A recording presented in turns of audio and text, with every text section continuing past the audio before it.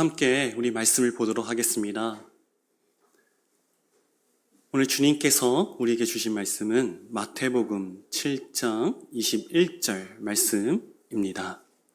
우리가 이 말씀을 읽을 때 말씀을 통해서 하나님의 음성을 듣기를 간절히 원합니다. 함께 읽도록 하겠습니다. 시작. 나더러 주여 주여 하는 자마다 천국에 다 들어갈 것이 아니요 다만 하늘에 계신 내 아버지의 뜻대로 행하는 자라야 들어가리라. 아멘. 오늘 본문을 가지고 하나님의 뜻대로 행하는 자라는 말씀을 나누려고 합니다. 먼저 우리 지난 주일날 선포된 말씀을 정리하겠습니다. 가나안 혼인잔치에 마리아와 하인, 또한 수로보니게의 여인, 또한 시몬 베드로 등 사건에서 공통적으로 드러나는 메시지는 자기를 포기하고 말씀대로 행하는 자들입니다. 말씀을 듣고 들은 말씀대로 행할 때 비로소 하나님께서 역사하십니다. 오늘 이 말씀을 전제로 삼아 본문을 통해 하나님의 뜻대로 행하는 것이 무엇인지 함께 나누고자 합니다. 우리가 믿는 종교를 개신교라고 합니다. 그러면 개신교가 종교일까요? 세상의 관점에서 보면 신앙의 대상이 있고 또 그 대상에 대한 경전, 책이 있고 또한 구성원이 모여서 종교적 의례를 행하고 이를 집례하는 성직자가 있으므로 개신교는 종교라고 볼 수 있습니다. 하지만 성경에서 말하는 하나님을 섬기는 신앙은 종교가 아닙니다. 그렇다면 개신교는 왜 종교가 아닐까요? 개신교와 종교의 차이는 무엇일까요? 바로 신의 유무가 기준입니다. 사진을 보도록 하겠습니다. 이분은 19세기 기독교 안에서 가장 유명한 목사님 중에 한 분인 폴틸리라는 사람입니다. 그런데 이분이 이렇게 얘기했어요. 신에 대해서. 신이란 인간 희망의 종교적 상징이다. 쉽게 얘기해서 인간이 바라는 바, 그 희망을 종교적으로 상징화 놓은 것이다. 그러니까 인간은 자신의 욕망과 목적에 따라 실제하지 않는 신을 만들어내고 그렇게 형상화된 신을 섬기는 것이 바로 종교입니다. 사진을 또 하나 보도록 하겠습니다. 경복궁이죠. 경복궁 앞에 사자 같은 형상이 있습니다. 이거 형상 아시죠? 해태입니다. 혹은 해치라고 하죠. 조선시대 말 벽사의 의미로 장식이 됐는데 벽사라는 것은 악한 기운을 막아준다라는 의미를 가지고 있습니다. 그러니까 경복궁을 보호하기 위해서 혹은 경복궁에 악한 기운이 들어오지 않도록 막기 위해서 그런 사람의 원함과 목적에 따라 필요에 따라 만들어 놓은 것이 바로 이 해태라는 상징물입니다. 다음 사진 보도록 하겠습니다. 혹시 부모님이나 아니면 예수님을 만나기 전이나 집에 걸어보신 적 있으신가요?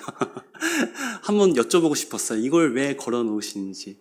저는 정말 궁금해서 문헌이나 지금으로 보면은 이 복조리, 명주실, 속구투레라고 하죠.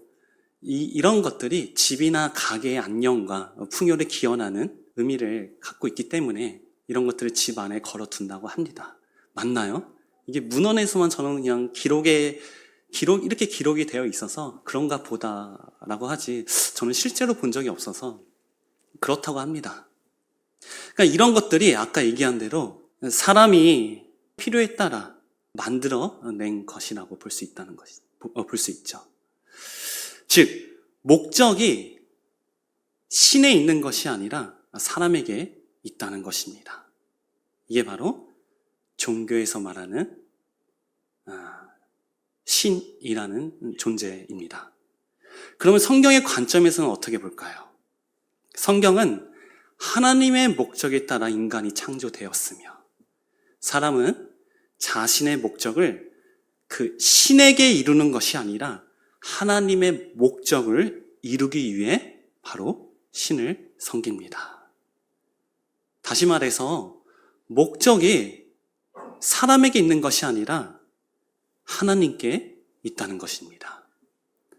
우리 성경 이와 관련된 내용, 성경 구절을 보도록 하겠습니다. 이사야 10장 15절입니다. 함께 읽어보겠습니다. 시작! 도끼가 도끼를 휘두르는 사람 앞에서 자랑할 수 없으면 톱이 톱을 켜는 사람 앞에서 자랑할 수 없는 법이다. 막대기가 어찌 막대기가 든 사람을 잡을 수 있겠으며 몽둥이가 어찌 몽둥이 든 사람을 들어 올릴 수 있겠느냐. 아멘. 다음은 이사야 19장 16절입니다. 시작! 너희들은 얼마나 비뚤어진 자들인가. 진흙과 토기장이가 어찌 같을 수 있느냐. 만들어진 물건이 자기를 만든 사람을 향해 그가 나를 만들지 않았다라고 말할 수 있겠느냐. 그릇이 그릇을 만든 사람에게 그는 아무것도 모른다라고 말할 수 있겠느냐. 아멘. 하나님이 존재하신다면 그분은 반드시 창조주이셔야 합니다. 창조주란 말은 하나님의 목적에 따라 인간이 만들어졌다는 뜻입니다. 오늘 말씀처럼 토기장이가 의자를 만든 목적은 앉기 위함입니다. 의자 스스로 그 목적을 바꿀 수가 없습니다. 이와 같이 따라서 우리의 목적과 소망 역시 우리를 창조하신 하나님의 뜻과 일치해야 합니다. 그러면 우리를 향한 하나님의 목적, 다시 말해서 오늘 본문 말씀으로 보면은 하나님이 원하시는 뜻이 무엇일까요? 요한일서 4장 9절에서 11절 보도록 하겠습니다. 시작! 하나님의 사랑이 우리에게 이렇게 나타난 바 되었으니 하나님이 자기의 독생자를 세상에 보내심은 저로 말미암아 우리를 살리려 하심이니라. 사랑은 여기 있으니 우리가 하나님을 사랑한 것이 아니요 오직 하나님이 우리를 사랑하사 우리 죄를 위하여 화목제로 그 아들을 보내셨음이니라. 사랑하는 자들아, 하나님이 이같이 우리를 사랑하셨으니 우리도 서로 사랑하는 것이 마땅하도다. 아멘. 우리를 만드신 하나님의 목적은 바로 방금 읽은 말씀처럼 우리와 사랑하는 것입니다. 우리와 화목하는 것입니다. 그것이 바로 우리를 향한 하나님의 목적이고 우리를 창조하신 하나님의 뜻입니다. 그러면 우리는 그 하나님을 어떻게 섬겨야 할까요? 하나님께서 우리를 창조하신 목적은 우리가 하나님을 섬기게 하기 위해서입니다.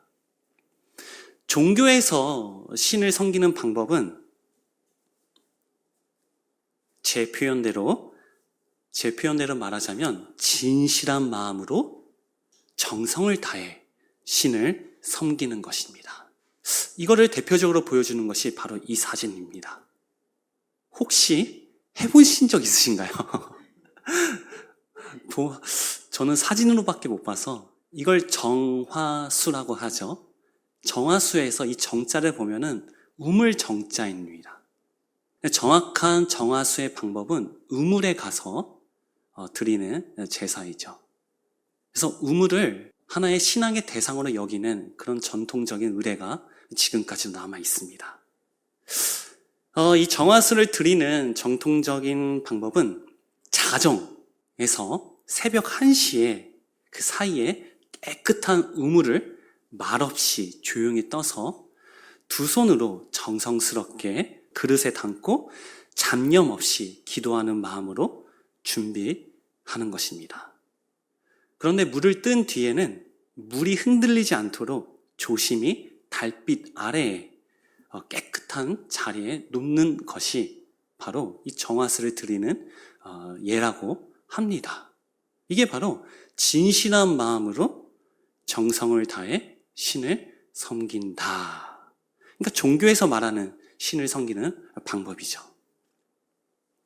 그러면 성경에서 하나님을 섬기는 방법은 무엇일까요? 성경은 하나님을 섬기는 방법을 다음과 같이 말합니다. 마태복음 16장 24절 보도록 하겠습니다. 시작. 이에 예수께서 제자들에게 이르시되 아무든지 나를 따라오려거든 자기를 부인하고 자기 십자가를 지고 나를 쫓을 것이니라. 아멘. 하나님을 섬기는 방법은 정성, 진심, 최선이 아니라 자기를 부인하는 것, 자기를 포기하는 것입니다. 오히려 종교에서 말하는 진실한 마음으로 정성을 다해 섬기는 것과 완전히 반대되는, 다시 말해서 나를 포기하는 것입니다. 여기서 부인하다, 자기를 부인하다 할 때 이 부인하다는 헬라어로 아파르네오마이로 복음서에서는 딱 2번 등장합니다. 한 번은 지금 읽은 이 본문에서 등장하고 다른 한 번은 베드로가 예수님을 부인하는 장면입니다. 생각해 보세요. 베드로는 예수님을 부인합니다. 베드로는 자신을 살리기 위해서 예수님을 포기합니다. 본문은 이러한 의미를 가진 이 부인이라는 용어를 자기 자신에게 적용하라고 말하고 있습니다. 다시 얘기해서 예수님을 살리기 위해서, 예수님을 섬기기 위해서는, 예수님을 살리기 위해서는 나를 포기해야 된다는 것입니다. 나를 포기한다는 것은 예수님을 살리는 것이고 예수님을 섬기는 것입니다. 지난 주일 설교에 따르면 자기를 포기한다는 것은 자기를 비운다는 것입니다. 진짜 포기는 나를 비우는 것이며 그때 하나님이 일하기 시작하십니다. 이 포기라는 관점에서 지난 주일날 선포된 인물들을 다시 한번 살펴보면 첫 번째, 마리아와 하인들. 예수님을 메시아로 절대 볼 수 없는 자가 바로 마리아입니다. 가나안 혼인잔치에서 그 주인의 말을 따를 수 없는 자가 바로 하인입니다. 하지만 그들은 자기를 포기하고 말씀대로 행하였습니다. 시몬 베드로 볼까요? 그물질의 전문가였지만 자기를 포기하고 예수님의 말씀대로 행하였습니다. 수르보니게의 여인입니다. 여자이고 이방인입니다. 자신을 개처럼 취급당했음에도 불구하고 자기를 포기하고 말씀대로 행합니다. 이것이 곧 하나님을 섬기는 방법이며 하나님의 뜻대로 행하는 것입니다. 결론입니다. 결국엔 나에서 벗어나야 합니다. 나를 포기해야 합니다. 아까 부인하다라는 용어를 살펴봤지만 베드로는 자기를 살리기 위해서 예수님을 포기했습니다. 우리 주인 되신 예수님을 살리고 싶은가요? 나를 포기해야 합니다. 예수님을 섬기고 싶으신가요? 나를 포기해야 합니다. 정말 하나님의 뜻대로 행하길 원하십니까? 자기 확신, 자기 느낌, 자기가 재능이라고 생각하고 있는 것, 착각하고 있는 그런 나에서 벗어나야 합니다. 자기에 매몰된 사람의 특징은 주위의 환경에 신경 쓰이는 것이 너무나 많습니다. 저부터도 마찬가지입니다. 그런데 객관적으로 냉정하게 한번 살펴봤으면 좋겠습니다. 그런 사람도 자기 스스로도 자기가 너무 힘듭니다. 신경 쓰이는 것이 많다는 것은 자신의 원함과 목적이 많다는 것입니다. 그런 사람에게는 심령의 자유가 없습니다. 이게 단순히 마음의 문제라면은 그나마 괜찮습니다. 그런데 단순히 마음의 문제가 아니라 하나님을 신경 쓸 자유조차 없는 상태입니다. 본문 말씀대로 천국은 하나님의 뜻대로 행하는 자만 들어갈 수 있습니다. 그러기 위해서는 전제가 반드시 나를 포기해야 합니다. 내가 보고 있는 것, 내가 신경 쓰고 있는 것, 내가 고집하고 있는 나를 포기해야 합니다. 여기서 주의할 점은 인내와 포기는 다릅니다. 한번 볼까요? 한번 인내와 포기에 관한 명언입니다. 함께 읽어보겠습니다. 시작. 포기는 무너지는 선택이고 인내는 견디는 용기다. 이 명언을 잘 보세요. 이 명언은 세상적인 관점에서 맞다고 생각하여 만들어낸 명언입니다. 다시 한번 읽어볼게요. 포기는 무너지는 선택이고 인내는 견디는 용기다. 그러면 지금 명언에서 말하고 있는 거는 뭐가 좋다라는 거예요? 인내가 좋다라는 겁니다. 이건 세상의 관점이에요. 하나님의 관점에서 보자면, 오늘 말씀의 관점에서 보자면 우리는 반드시 무너져야 합니다. 우리는 반드시 무너져야 합니다. 우리가 무너질 때, 우리가 포기함으로써 내가 무너질 때 예수님이 살 수 있습니다. 그때 예수님이 우리에게 역사하십니다. 그때 예수님이 일하십니다. 그게 바로 예수님을 섬기는 방법입니다. 정말 포기하는 우리 공동체가 되길 원합니다. 그리고 진짜 하나님의 뜻대로 행하는 자가 되어서 천국을 누리는 우리 중식교회 공동체가 되기를 간절히 소망합니다.